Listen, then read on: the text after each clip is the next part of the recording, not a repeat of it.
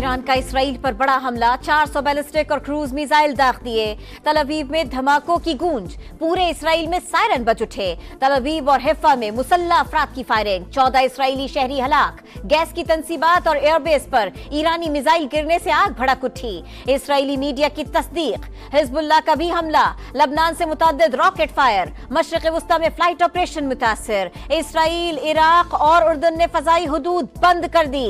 PIA نے اپنی تمام پروازوں کو ایرانی فضائی حدود استعمال کرنے سے روک دیا۔ اسرائیل پر حملوں کے بعد لبنان، ایران اور غزہ میں جشن۔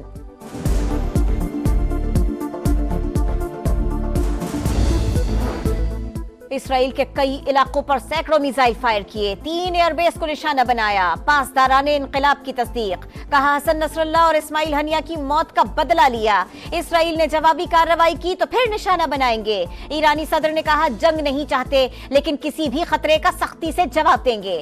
حملے ایران کے مفادات اور شہریوں کے دفاع میں تھے۔ اسرائیل پر حملوں کے بعد ایرانی سپریم لیڈر آیت اللہ خامنائی محفوظ مقام پر منتقل۔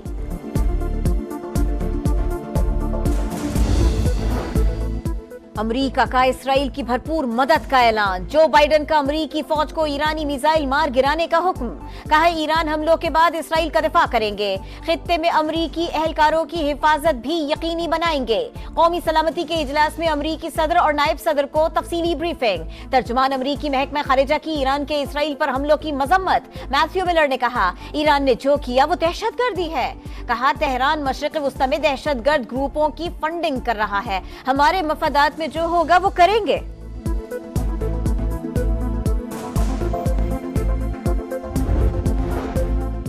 حماس کا اسرائیل پر ایران کے حملے کا خیر مقدم، کہا تمام عرب ممالک اسرائیل کا مقابلہ کرنے کے لیے متحد ہو جائیں، صہیونی ریاست کی دہشت گردی روکنے کے لیے کارروائیاں جاری رکھیں گے۔ ایران کا اسرائیل پر حملہ، اقوام متحدہ کی سلامتی کونسل کا ہنگامی اجلاس طلب، سیکریٹری جنرل انتونیو گوتریس کا مشرق وسطی کی صورتحال پر اظہار تشویش، کہا ایران کے حملے سے کشیدگی میں اضافہ ہوگا، خطے میں جنگ بندی کے لیے کوششیں کی جائیں۔ امریکی وزیر دفاع لائیڈ آسٹن کا اسرائیلی ہم منصب کو فون، ایران کے حملوں سے متعلق بات چیت۔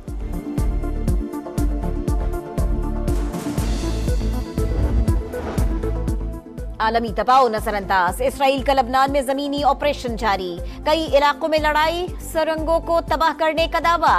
اسرائیل کے مسلسل فضائی حملے، 24 گھنٹوں میں 100 افراد شہید، 175 زخمی۔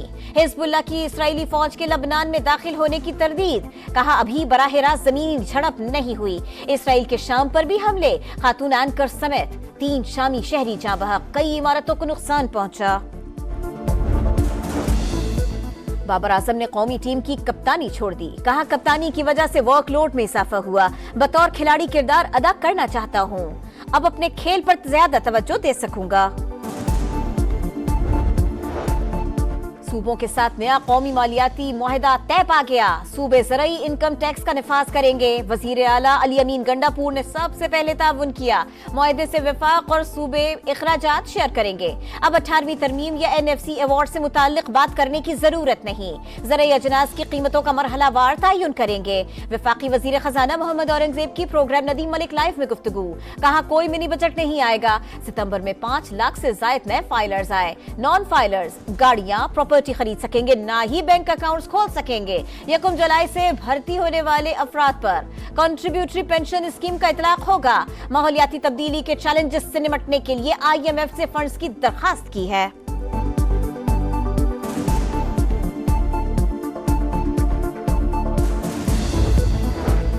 پاکستان کے ڈیفالٹ کی خواہش کرنے والوں کا منصوبہ ناکام، ترقی کا سفر 2018 میں جہاں رکا تھا وہیں سے شروع ہو چکا۔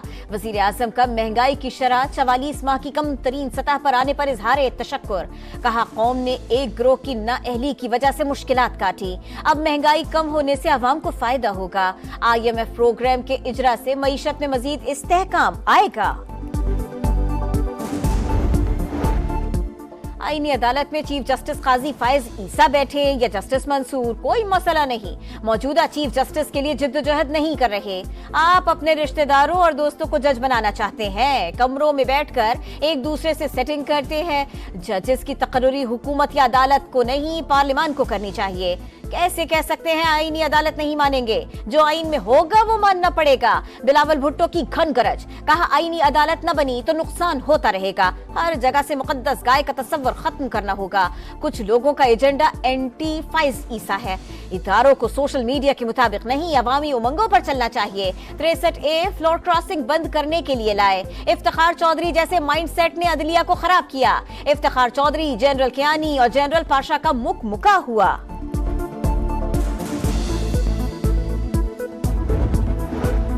फैसले में कहां लिखा है वोट न गिने जाने पर बंदा ना अहल होगा? वोटिंग की मश्क होती ही इसलिए है कि उसे गिना भी जाए। अदम एतमाद में अगर वोट गिना ही न जाए तो वजीर आजम हटाया ही नहीं जा सकता। यानी आर्टिकल 95 तो गैर फाल हो गया। किसी जमात का रुकन पार्टी सरबराह को पसंद ना करे और हटाना चाहे तो क्या किया जाएगा? आर्टिकल 63A से मुतालिक नजर सानी केस में चीफ जस्टिस के रिमार्क्स, कहा किसी के जमीर का मामला तय करना मुश्किल है। क्या आर्टिकल 63A से मुतालिक फैसला आइन के आर्टिकल 95 और 136 के खिलाफ नहीं? क्या ये पार्लिमानी निजाम को सदारती निजाम में बदलने जैसा नहीं? नजरसानी का दायरा कार बहुत महदूद होता है। फैसले का नतीजा नहीं, सिर्फ वजूहात देख सकते हैं। समात आज फिर होगी। वफाकी हुकूमत और पीपल्स पार्टी की नजरसानी अपील की हिमायत।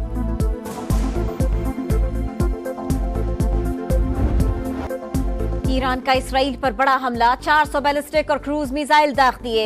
तल अवीव में धमाकों की गूंज, पूरे इसराइल में सायरन बज उठे।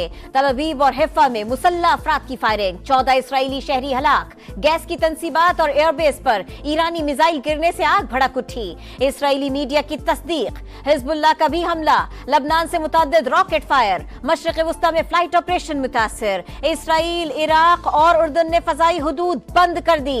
PIA ने अपनी तमाम परवाजों को ईरानी फजाई हुदूद इस्तेमाल करने से रोक दिया। इसराइल पर हमलों के बाद लबनान, ईरान और गजा में जश्न।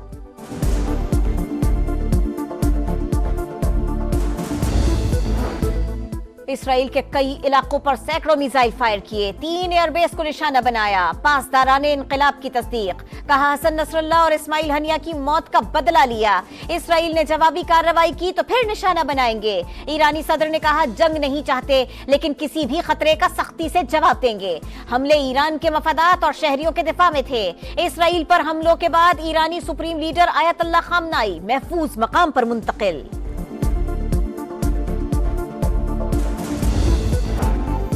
और जमीन के लिए खून, सियालकोट की तहसील पसरूर गाड़ी पर फायरिंग हुई, 6 अफराद कत्ल, 1 जख्मी। अस्पताल मुंतकिल किया गया। पुलिस के मुताबिक मकतूलीन का जिला शेखुपुरा में जायदाद का तनाजा था। मुल्जिमान की गिरफ्तारी के लिए टीमें तश्कील दे दी गई।